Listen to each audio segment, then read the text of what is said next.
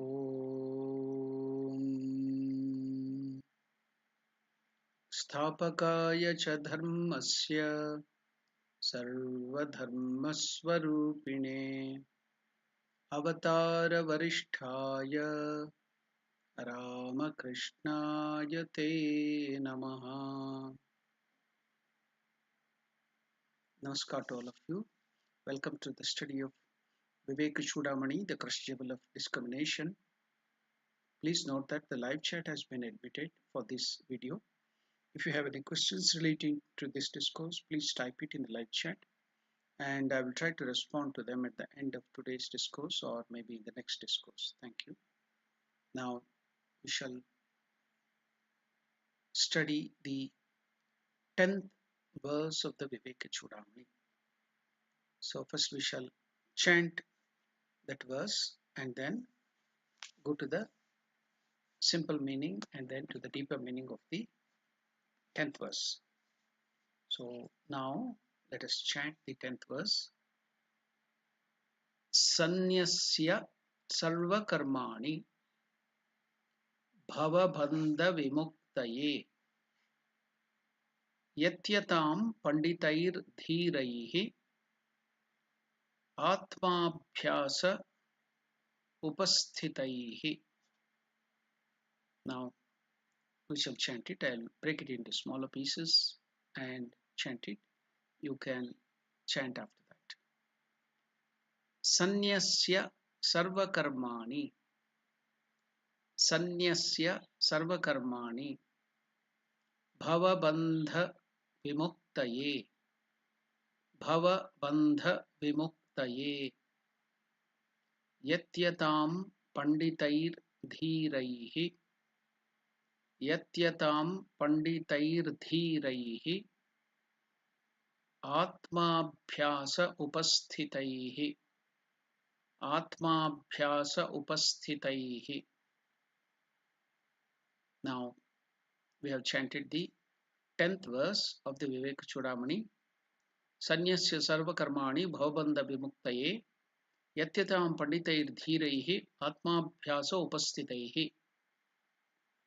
The simple meaning of this verse, the 10th verse of the Vivekachudamani, as narrated by Bhagavan Shankaracharya, where Bhagavan Shankaracharya tells, for the release from the bonds of samsara, for release from the bonds of samsara, after having renounced all karmas, the works, the action for desires, the actions for selfishness, fulfilling one's sensual desires. So we do karma. So renouncing all karmas, let the wise, brave ones strive with unceasing cultivation of the knowledge of their Atman. So that is a simple meaning. For release from the bonds of samsara, this transmigratory existence, after having renounced all karmas. So karmas means actions, work. We do work or actions for the sake of some result, fruits. What is that? The selfish fruits, the enjoyment of this world, the sensual enjoyments. So you have to renounce all that work and also the fruits, the desire for the fruits. Let the wise, brave one strive with unceasing cultivation of the knowledge of their Atman. So that is the simple meaning of this verse. We will go to the elaborate meaning. Sarvakarmani sanyasya means completely giving up all karmas, the works, the actions mentioned in the Karma Kanda of the Vedas. What is the Karma Kanda? Now Vedas are divided into Karma Kanda and Gnana Kanda. Kanda means part. So now Karma Kanda, what is the meaning of Karma Kanda? Karma Kanda means the portion of Vedas where they tell to perform actions, because all human beings are full of desires, so many desires. We were born here to fulfill desires. We have so much of impressions and desires, the animality in us. So we go to fulfill our desires in so many different ways. So the Vedas have prescribed so many actions, karmas, so that you can fulfill your desires and quench your desires. But that should be done according to dharma, according to righteousness. So the first part of the Vedas teaches how to do our actions, all the activities according to righteousness, so that our mind gets purified. We give up our animality, our lower desires, and then move forward to the Gnana Kanda, the next portion of the Vedas. That is the portion where it teaches knowledge of the Lord, to realize Lord, the Brahma Gnana, Atma Gnana, or the knowledge of the God. So the second part of the Vedas teaches the knowledge that they are called Upanishads, Vedanta. The first portion is called as the Karma Kanda, where it teaches righteousness, how to perform all the actions in our day-to-day life according to the rules of regulations of righteousness. So all that is taught in the Karma Kanda. So here giving up means sarva karmani sanyasya means completely giving up all the actions mentioned in the Karma Kanda to fulfill our desires. So we have to purify our mind. If you want to realize God, then you have to give up all those actions for the sake of desires. You have to give up the fruit of actions. You have to give up the desires itself. You have to give up the work for the sake of desires, action. That is the desire for the fruits of the karma, and even the karma itself should be given up, which are told in the first part of the Vedas, that is Karma Kanda. Bhavabandha vimuktaye. Why should we renounce all these karmas? Because it goes on increasing our punya. If you go on doing all those karmas, you will get so much of merit, by which you will get so many different lokas to enjoy. Even in this world, you will get so much of enjoyment that you will forget your real nature. And again, to get it quickly, you may perform even wrong actions, sins, and again you will go down back. So the cycle continues. So why should we renounce? We should renounce all those actions because bhavabandha vimuktaye. If you are desirous of liberation, bhava, this world, transmigratory existence, bhava, bandha, the bondage, vimuktaye, to get liberated. So to be firmly established in samyak darshana, highest knowledge, to be firmly established in God, to be firmly established in Atman or Paramatman, which is the cause, which is the means for the disentanglement from this bondage, from this transmigratory existence, death and birth and the fear and so many other things, all the problems. So if you want to get liberated, if you want to get the bondages cut, if you want to be completely free, eternally free, then you have to give up these desires, the actions which will give us the fulfill our desires and enjoy in this world the sensual enjoyments. So that has to be given up. So that is the meaning. Not that you should stop all works and just keep mum. If you are intensely desire of liberation to realize God, then these things are to be given up. Otherwise, if you want to remain in this world, please continue. So, bhavabandha vimuktaye, to be firmly established in samyak darshana, the knowledge of God, which is the cause or the means for the disentanglement from this transmigratory existence, samsara. Now, another word is used, panditaihi, by those who have acquired paroksha jnana are called as pandita. So Pandita means those who have acquired paroksha jnana, that is knowledge from sacred books.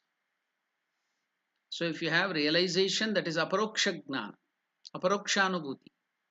But if you have acquired paroksha jnana means the knowledge from the sacred books, scriptures, that is only indirect knowledge, knowledge from the other saints and seers and sages. So that's why it's called paroksha jnana. So that is the knowledge from sacred books and from a teacher about the nature of Atman. But if you have to get samyak darshana, that is aparoksha jnana, aparokshanubhuti. That is the direct perception of the Atman or Paramatman, your identity with the Parabrahman. So that you get that, then you will get permanently free, liberated. Then you will enjoy bliss continuously. Then there will be no cessation of bliss, knowledge and existence. So you will never die after that. Immortality will be yours. So Panditaihi, by those who have, Pandita means are the people who have acquired Paroksha Gnana, that is the knowledge from sacred books and from a teacher about the nature of the Atman. Then there is another word used here, Dhira, Dhiraihi. So we will read that 10th verse again. Sanyasya sarvakarmani bhavabandha vimuktaye yatyatam. You have to strive relentlessly, ceaselessly. Panditaihi dhiraihi. Panditair dhiraihi. So here the panditaihi and dhiraihi are the two words. So we are understanding, we came to know who is a pandita, and now we are coming to know who is a dhiraha, dhiraihi. So who are the dhiras? The literal meaning of the dhira is brave. The literal meaning of pandita is wise. Now we went to the deeper meaning. So here pandita means by those who have acquired paroksha gnana, and paroksha gnana means knowledge from the sacred books and from a teacher about the nature of God, that is Atman and Parabrahman. So he is a pandita. Then who is a dhira? Literal meaning is brave. But here the intended meaning is by those whose buddhi, intelligence is under control. Dhira means are the people whose buddhi, intelligent, is under their control, not somebody else's control or something's control. Is under their own control. So he is called Dhiraha. So that is the bravery.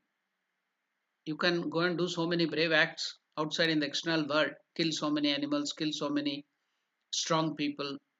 That itself is not bravery. Real bravery is if you can control your mind, control your thoughts, control your intellect, perfectly control your mind. That is really termed here as dhiraha, brave. So dhiraha, dhiraihi, by those whose buddhi, intellect is under their control. So is there any corroborating Shruti or scriptural statement, Vedic statement or Vedantic statement, Upanishads? So in Kathopanishad, Lord Yama tells to Nachiketa. What does he tell? Yama tells Nachiketa, Paranchikani Vitrana Swayambhu Tasmat Parang Pashyati na Antaratman Kaschid Dhiraha Pratyagatmanamaikshat Avrutta Chakshuhu Amritatvamichan. In Kathopanishad, Yama, the god of death, is giving the knowledge of self to Nachiketa. At that time he tells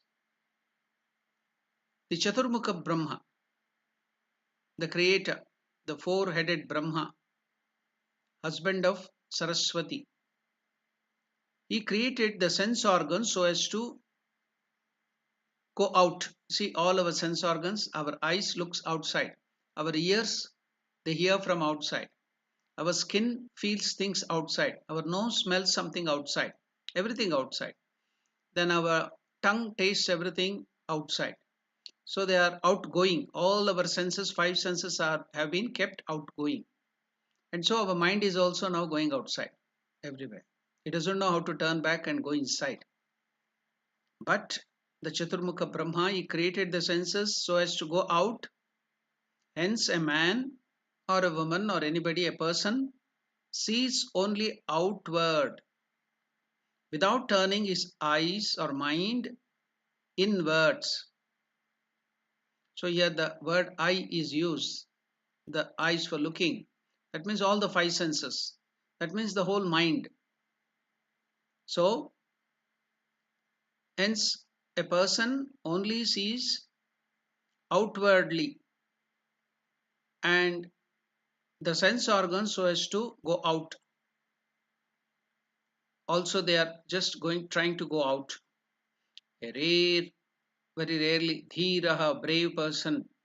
So brave person, okay, the literal meaning in English for bravery is doing some things which ordinary people cannot do. Bravery, fighting with animal and rescuing somebody. When somebody is drowning in the water, he will sacrifice his own life and lift him up from water or something, saves people from danger. So that is called the bravery at the physical level, ordinary level.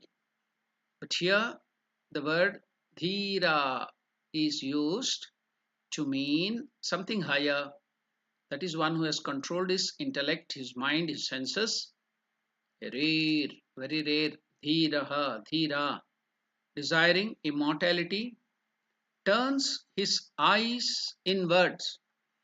His eyes means now all the other indriyas too. That means the mind, intellect inwards, saw the Atman in the innermost recess of himself. So such a person is called dhiraha. A person is called a dhiraha because he controls his dhihi, the buddhi. So why is a person called dhira? What is the literal meaning? Dhiraha means one who can control his own dhi. So what is dhi? Buddhi, the intellect. In the midst of the assemblage of the stula and the sukshma shariras, all different type of bodies we have, stula sharira, sukshma sharira, karana sharira. When one is said to control the buddhi, the intellect, which is primary, the control of the other senses, sense organ is self-evident. So if your intellect is in your hand, then all the other indriyas and everything will be under your control. That's why dhiraham is not only just a strong person, strong in body, strong in mind, strong in intellect. So that person, he whose the intellect is under control, is called dhiraha. By this is implied that one must be endowed with shanti. What is shanta? Mind control. And other virtues like danta or danti, sense control. Shanta means mind control. Danta means sense control. Uparati. What is meant by uparati? Detachment. Then titiksha. What is meant by titiksha? Enduring of opposites without extraneous aids. And shraddha is also very, very important. These are the good qualities. So by all this, it means, it implies that one must be endowed with all these qualities. Shanta, Danta, then Uparati, Titiksha, Shraddha. Hence, in respect of Atmabhyasa, realizing God, practicing to realize Atman, your identity with Atman or Parabrahman, or your identity with the Lord, or practice of mind control, Sri Vidyaranya Swaminaha, one of the Shankaracharyas in the Shringeri Parampara. So, he was Vidyaranya, the great Acharya. He has written one famous grantha called Panchadashi. So we are going to see from that. He also was the founder or established the Vijayanagara Samarajya, the Hindu kingdom which stopped the invasion of Islam into the central and southern parts of India. And that kingdom existed for more than 300 years. It stopped the invasion of the Islamic rulers into South India and also to central India. So that is Vijayanagara Samrajya, the kingdom of Vijayanagara. So it was established by this Vidyaranya Swaminaha, Swami Vidyaranya. So he was one of the Shankaracharya in the lineage of Shankaracharya in Sringeri. So he has written one wonderful book, grantha called Panchadashi. So in that Panchadashi, what is he mentioning? The great Shankaracharya Vidyaranya, that is not Adi Shankara, one of the Shankaracharya in that lineage. So Vidyaranya Swaminaha has enumerated the following as the means. What is that in Panchadashi? What is it? What has he told? Tat chintanam, tat kathanam, anyonyam, tat prabodhanam, etadeka paratvancha brahmabhyasam vidurbudaha. What is meant by Atmabhyasa or Brahmabhyasa in Panchadashi? Vidyaranya Swaminaha is telling, is given a verse, and what is it telling? tat chintanam, tat kathanam, anyonyam, tat prabodhanam, etadeka paratvancha, that is called Brahmabhyasam Vidurbudaha. Always thinking about Parabrahman or Atman or Paramatman or God, always thinking of God. Always speaking about it. Always speaking about. So giving up action, all actions means you are still doing action, isn't it? See, you have to be always thinking about the Lord Atman. So that means you have to give up selfishness, you have to give up the actions which are leading to enjoyment and which will increase your body consciousness, which will take you away from identity with the Atman.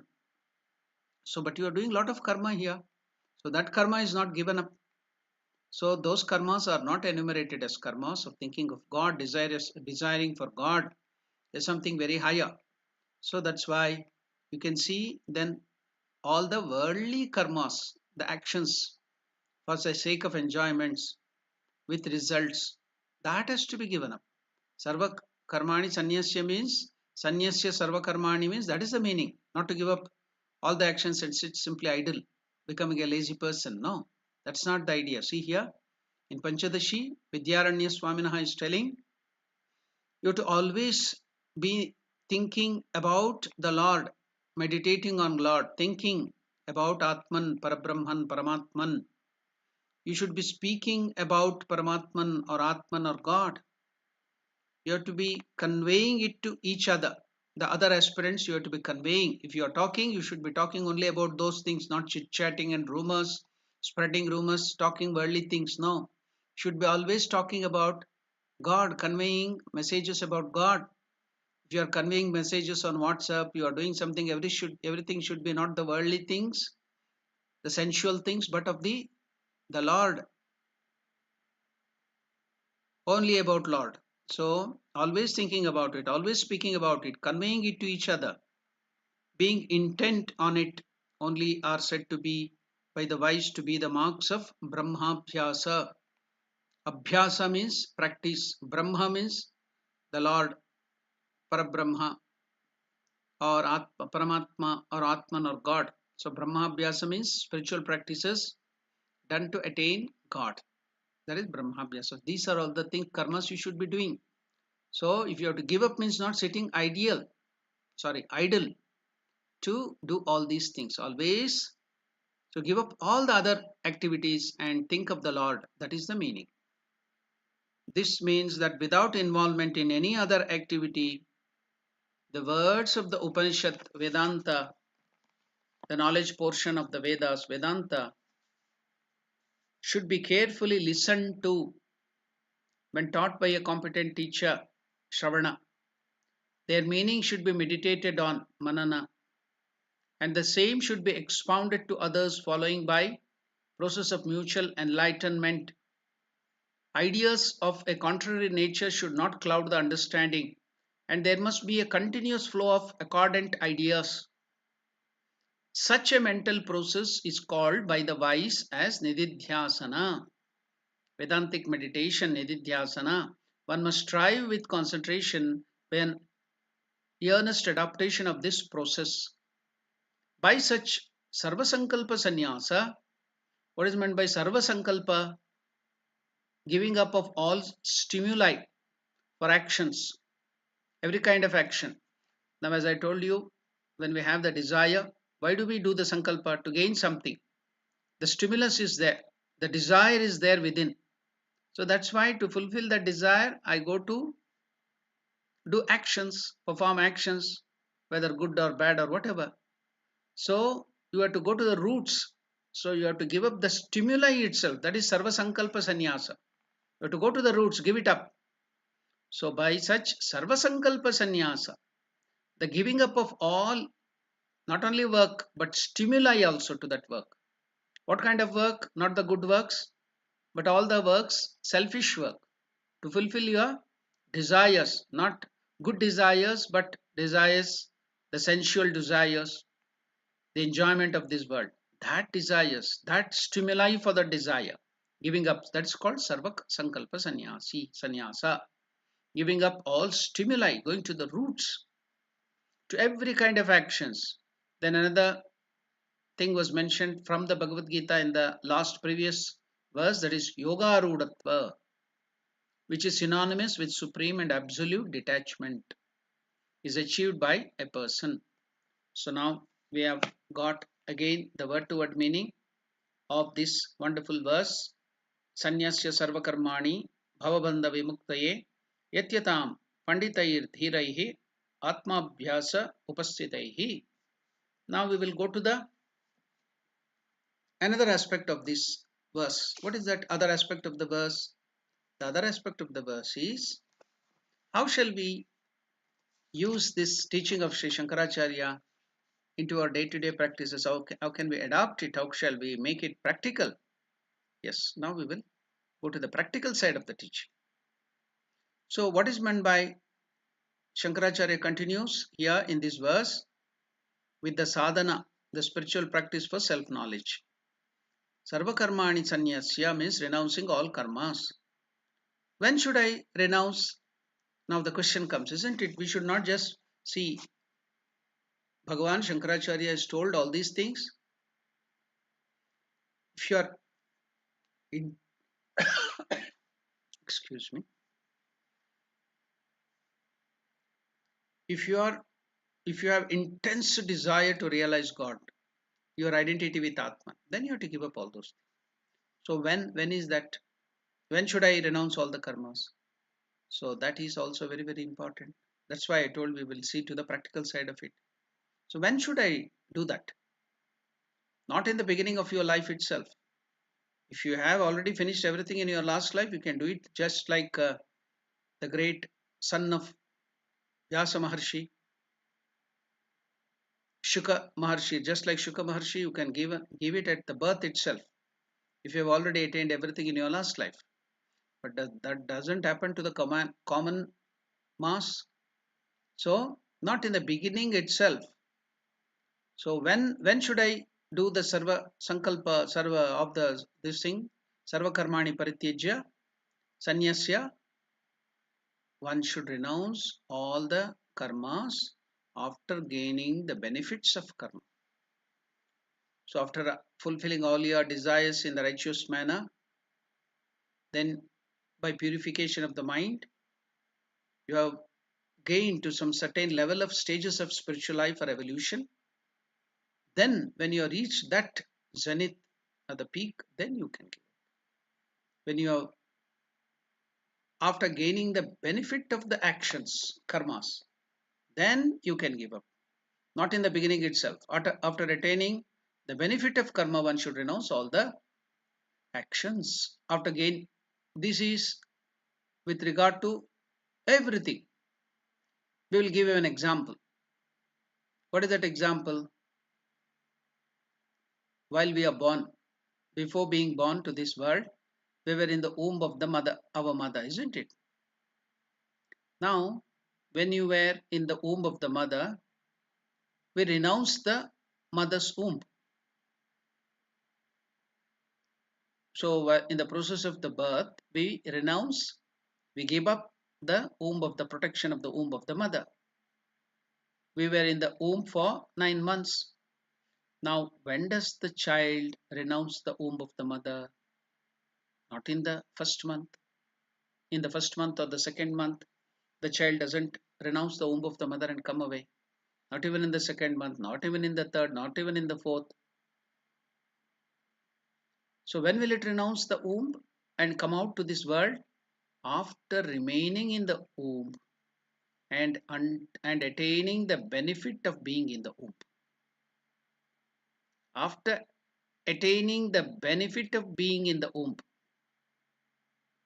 that means you have to complete your growth in the womb. So therefore, remain, grow, and then renounce. So this is not only during the birth, even in this world, the karmas, everything has to be given after getting the result of that karma, purifying your mind, going forward in spiritual life. getting the benefit of performing those karmas. You have grown to a certain extent, then you have to renounce. Not in the beginning or somewhere in between. Suppose if the child starts renouncing the womb in the second month, it will die. Third month, it will die. Even seventh month, some children will come out. Then too, there will be a lot of weakness and the growth of the child will be stunted. So that is even not proper. So after completing the growth inside the womb, then the child renounces and is being born. Likewise, after finishing all that you have to gain from the karmas by the actions, then you can renounce it. Not before that, or not in between, or not in the beginning. Not until you have gained the benefit of being in that, or benefit of the karmas. Therefore, what is the word? Remain, grow, and then renounce. Now, let us come to the next higher thing. When will you renounce the college? The people will tell you have to renounce the college. What is the meaning of that? Not in the beginning, after you have finished your high school, you have to enter the college. Will you renounce the college immediately in the first year of the degree? No. After getting the benefit of the college. And what is that? After graduation. So then you renounce the college. You won't be in the college until you will be failing in the subject. So then only you have the right to renounce the college. So for everything in this life, you have to remain, grow, and then renounce every department of your life. Not only that, every stages of your life, it is the same thing. So you have to remain, grow, get the benefit, and then you have to give it up.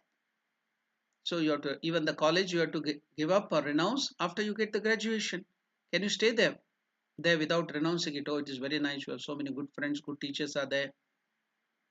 So for everything in the every stages of life, renunciation comes, giving up comes not in the beginning or in the middle, but only after attaining the benefit. Therefore, here in this verse, when Bhagavan Shankaracharya tells Sanyasya Sarvakarmani means after gaining the benefit of Sadhana Chatushtaya Sampatti, Anantaram Sanyasa Sarvakarmani. Sadhana Chatushtaya Sampatti, Anantaram Sanyasya Sarvakarmani. After attaining the results of Sadhana Chatushtaya Sampatti, the wealth of the spiritual practices, after attaining purity of mind, after getting the control of your indriyas, the senses, after getting the control of your mind, intellect, dhiraha, panditaha. So I explained in the beginning itself about that. I will not go again to that. So after attaining purity of the mind, after neutralizing the raga dvesha complexes. What is raga? Attachment. What is dvesha? Hatred. So we have so many such complexes, dualities in us. Likes, dislikes, raga, dvesha complexes. So neutralizing, giving up all those inner, deeper impressions, vasanas, samskaras. So after attaining that maturity, after becoming clear regarding the priorities of life, then we have to do this sannyasya sarvakarmani. So Shankaracharya has told sannyasa sarvakarmani in the 10th verse. So at any stages of life, you go run and give it up. No, that is not true. That's not the right approach. So you have to read the earlier version. The first to 9th verse, something has been told. Don't quote out of context. So here giving up all the works means after gaining the benefit of all the works, after purifying your mind, after you have got the whole of your mind, senses and intellect under your control, supreme control. So then only you have the right for sannyasya sarvakarmani. Now this sannyasa is of two types. One is the formal scriptural sannyasa, just like wearing this garva and giving up everything, home and hearth. Then now that person, sannyasi who has taken up the ochre cloth, given up everything. So scriptural sannyasa is free to renounce all the religious rituals, everything, puja, havan, everything he can renounce. Then what about the householders? For them, as Holy Mother has mentioned, for the householders it is mental detachment, mental sannyasa or grihastha.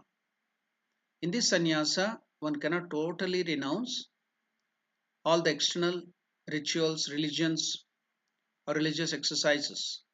One has to maintain them in a skeletal way, skeletal religious activities for the sake of the society, for the sake of the well being of the many, for the sake of the benefit of the society and the people in large. He has to do the karmas. He may not need them, it may not be necessary for him, but he has to perform for the sake of the society, for the sake of the country, for the nation, for the people, for the humanity in large. As long he is in the society and is in the setup, whether it may be prayer, it may be satsang, it is havan, you have to maintain, you have to do all those things. Going to the temple, festivals. So, but you have to do all those things. So, but mentally, you have to be detached. You have to renounce the result, the worldly result of that karma. Offer it to the Lord or offer it to the benefit of the soul. Do all those karmas as Lord Krishna tells in Bhagavad Gita. Do it for the sake of the humanity, for the good of the people. Therefore, grihasthas cannot totally renounce. He can only renounce the fruit of actions. Sannyasi, the monk, can give up all karmas, having undergone the process of sannyasa.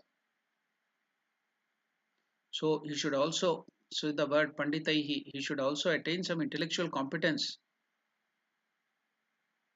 This is the very important thing which we require in Vedanta. You should be rationally sound. You should not be just emotionally sound. You should be rationally sound too. You should be logically strong. He must be intellectually competent. That is why illiterate people, uneducated people will find Vedanta very boring and also difficult. You cannot prescribe Vedanta and all these giving up of all actions for people, for illiterate people or uneducated people who have not grown up. So education is not only just literacy, simple literacy, but also the capacity to logically, intellectually understand things, think, the thinking capacity.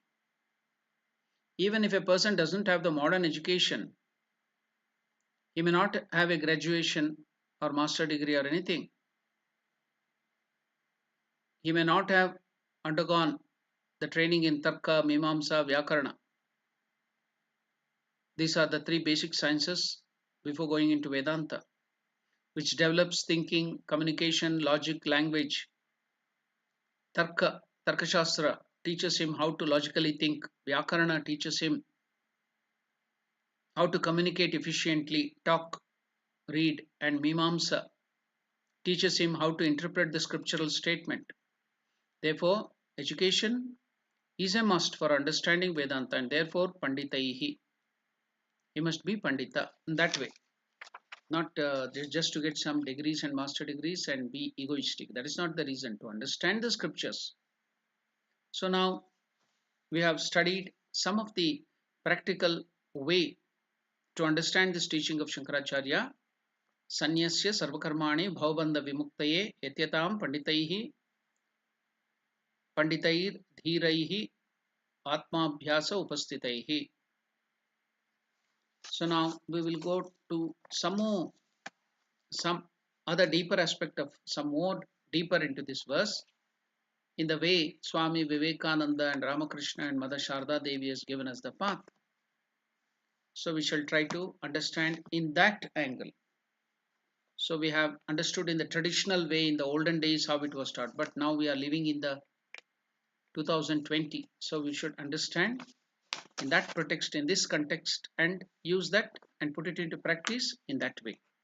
So we shall study from the pretext of Ramakrishna Vivekananda literature. So, Sanyasya Sarvakarmani Bhavabandha Vimuktaye Yatyatam Panditair Dhiraihi Atmabhyasa Upastitaihi. This 10th verse, let the wise and erudite man, having commenced the practice of the realization of the Atman, giving up all works and try to cut loose the bonds of birth and death. The wise and learned man, Panditair Dhiraihi, having commenced the practice of the realization of God or Atman, Atmabhyasa Upastitaihi, should try to cut loose the bonds of the samsara, this transmigratory existence, bhavabandha, that is the bond of birth and death. You are forced to undergo this birth and death again and again, the pain. Yatyatam bhavabandha vimuktai. How should we do that? By giving up all works, by giving up all self-prompted and selfish actions. Sanyasya sarvakarmani is selfish actions. Every action we do must be for the good of others and without selfish motive. This is how the mind becomes pure and gets lifted to the level of sattva from tamas and rajas. With a view to achieve freedom from worldliness, the wise should struggle in this way. It's a continuous, prolonged struggle demanding all the resources at your disposal. It is like climbing a high mountain, Parvataruda. People think religion is very easy. Nothing is easy in this world. Even making money, even just sleeping, even eating is not so easy. So we have to work hard for everything. Cheap methods cannot fetch us true results. And knowledge also cannot come by cheap methods, easy methods, shortcuts. Of course, we have got easy methods of gaining knowledge nowadays, but such methods don't work. Such methods are very cheap, and people try to gain everything through cheap ways. They try to Google everything and get the knowledge. Google Mama cannot help you here. You have to go to the right perceptor. Google Guru will not help. The real Guru, Sadguru, the Guru who has realized the import of the scriptures and also God, such a Guru who has a tradition. So he has to be approached. So you cannot just give some dollars and get knowledge by so many people will advertise. So it is not a commercial business getting knowledge. But if you have to get, we can't get the highest spiritual knowledge by such cheap means or mean means. So here Shankaracharya says that we have to struggle. The heroic and the intelligent person will struggle hard and will try and will never try to get things cheap. What a wonderful virtue hard work is. One who has embarked on this great journey of self-knowledge should discipline one's body, senses and mind and turn one's energies inward to discover the infinite Lord or Atman hidden within us. It is a gigantic task requiring a heroic spirit and also very strenuous labor, hard work. Therefore, the wise should struggle. By incessant struggle, spiritual practices, controlling the mind and senses, we slowly gain spiritual strength, yoga bala. From physical strength, bahubala, we rise to intellectual strength, buddhi bala. And from intellectual strength, we rise to the spiritual strength, that is the yoga bala. It is a progressive transformation of our crude physical energy into the superfine spiritual energy by means of conscious process of refinement. This is the nature of our march towards freedom from the bonds of birth and death. Once we realize our true nature, nothing can shake us. Therefore, to reach there, we need a high degree of discriminative power, Viveka. So this is, we are studying Vivekachudamani. So we need a lot of Viveka. What is Viveka? That is high degree of discriminative power to cut across the thick wheel of ignorance Maya. So the thick wheel of ignorance, if you have to cut it, you have to have this Viveka, not ordinary Viveka, high degree of discriminative power to cut across the thick wheel of ignorance. This is what takes us to the goal. This is stated in the next verse too. Shankaracharya goes on to enumerate all those things. But now, yeah, we should be very careful to understand what is meant by Sarva Karma Sannyasa. Sanyasya Sarva Karmani means not giving up all the work. I also again told you the work of meditating, thinking of God, and Ramakrishna has also given us a wonderful way when our the great world conqueror Swami Vivekananda was asking again and again for samadhi to be immersed in Parabrahman. Then Ramakrishna Paramahamsa told him, there is something more higher than that. I want to give you something more higher than that samadhi just being merged in Paramatman. What is that? He gave that also. After realizing, after getting that knowledge, you have to come down to this world and seeing the Atman, Paramatman in every living being, everywhere, in everything, then serving the Lord in that way. So that is what the highest practical Vedanta which Sri Ramakrishna gave, and Swami Vivekananda proclaimed that from door to door to everything, the whole world, he proclaimed that. And what is that? Shiva Jnane Jiva Seva. Seeing Lord Shiva or Narayana, Madhava Gnane Manava Seva, Janardana Gnane Jana Seva. Seeing the Lord, seeing the Divine Mother, seeing the Parabrahman, Atman in every living being and serving them, not harming them is negative. Very good, ahimsa. But serving them intensely, seeing the Lord and serving them, that is the highest, even higher than just remaining in samadhi, meditating. It's higher than that. So I'll just quote one wonderful teaching of Ramakrishna Paramahamsa to one of his brother's son Rameshwar. Rameshwar was who was then looking after the puja of Kali in Dakshineshwar. He was meditating. While he was meditating, Ramakrishna went to him and told, Rameshwar, whatever you get the result by meditating on the Lord, you will get the same result by serving the devotees, serving all the people who come to see Mother Kali, have the vision of Divine Mother Kali here, all the living beings who are coming here. So if you give a cup of water, Ganga, and some prasad of the Kali, eatable, to the people, for the devotees who come to have the darshan of Mother Kali, any devotees who are coming here, if you give them a cup of Ganga water or anything to drink, and then prasad of Mother Kali, if you serve them in this way, then you will get the same result of what you would have got by meditation on God. These were the statements of Ramakrishna Paramahamsa to Rameshwar. So not only thinking of God, not only just meditating on God, not only just sharing the ideas, but you should see God in every living being and then serve them. So that karma also comes in the category of sarva karmani sanyasya, as what has been told in the this verse in the 10th. What is that? In the 10th verse, Shankaracharya is telling sanyasya sarva karmani. So all the selfish work has to be given up. But seeing the God in all the living beings and serving them, that is not to be given up.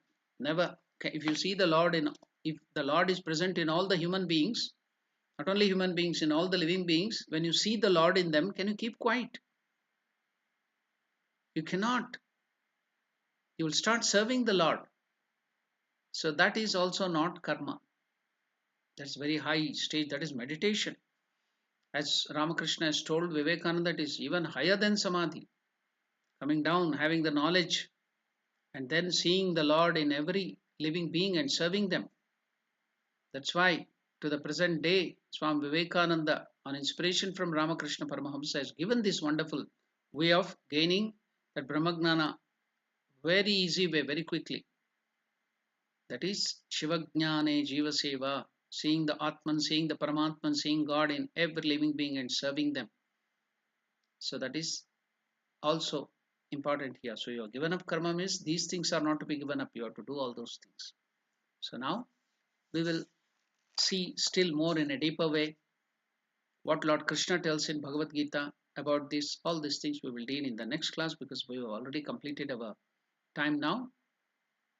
We will discuss that in our next class. Today we will stop our discussion. If we have any questions in the live chat, we can try to have a look at it.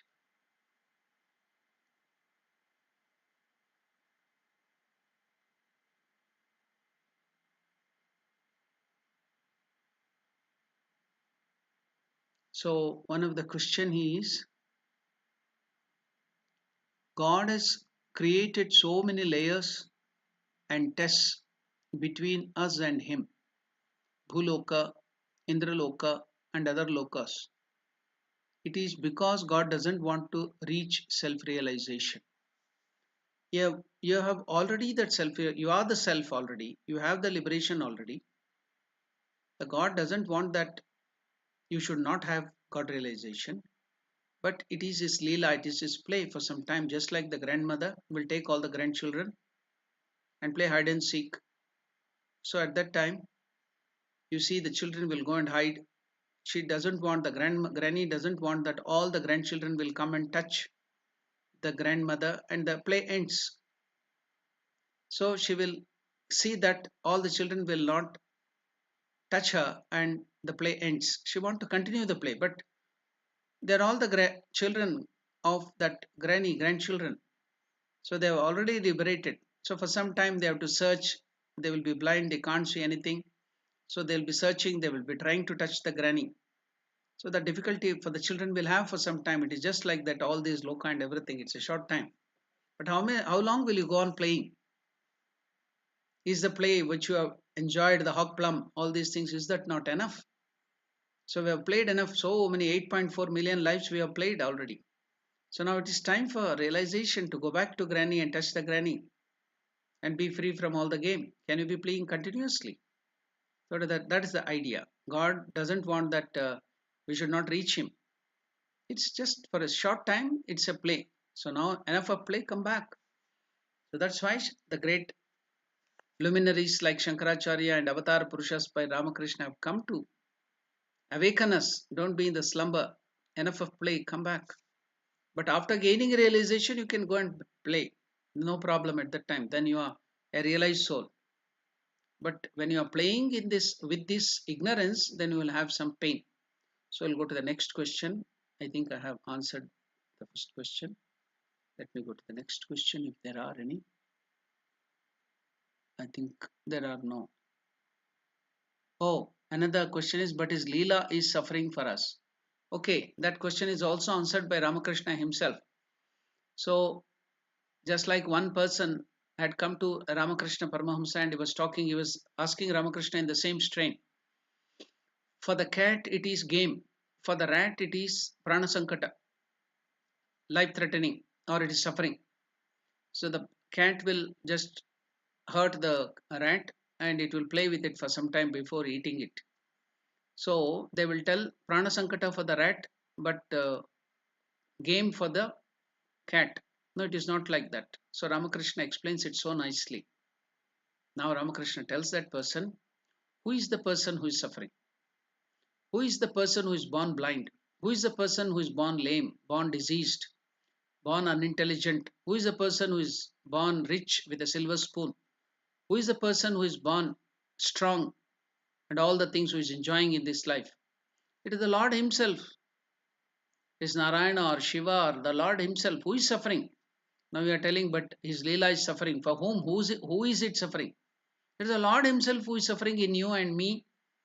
I am not suffering. If you think that you are suffering, then it is the Lord who is suffering in you. If I think I am suffering, then it is the Lord who is suffering in me. If I think I am enjoying, it is the Lord who is within me. So where is the question of partiality for the Lord? Will you tell that I will look after my hands properly and I will not look after my legs properly. I will take care of my head properly, but I will not look after my neck properly. We don't do partiality because it's all my part. So, likewise, in everybody, whether it is suffering, whether it is lame, blind, or all the things, who is doing all that suffering or who is enjoying in all those strong people? It is the same Lord. Where is the question of partiality? Who is suffering? It's the Lord who is suffering. So that's why since you get attached to your body, mind, and individuality, you think you are suffering. But the moment you detach yourself from this body, mind, and identify yourself with the Lord, then there is no suffering. All that Ramakrishna has given the example with that grinding stone. When the grains were put to the center, if it stays near at the center, it doesn't get crushed. When it goes towards away from God, away from the center, then those get crushed there. So why do we suffer? Because we go away from God, or we do not identify with God, we identify with the body and mind, we suffer. Otherwise there is no suffering at all. So Ramana Maharshi, Turiyanandaji, when they had the operation of the something carbuncle or some cancer, they didn't take any anesthesia. They allowed the doctor to cut it, and this thing they told, we will detach our mind.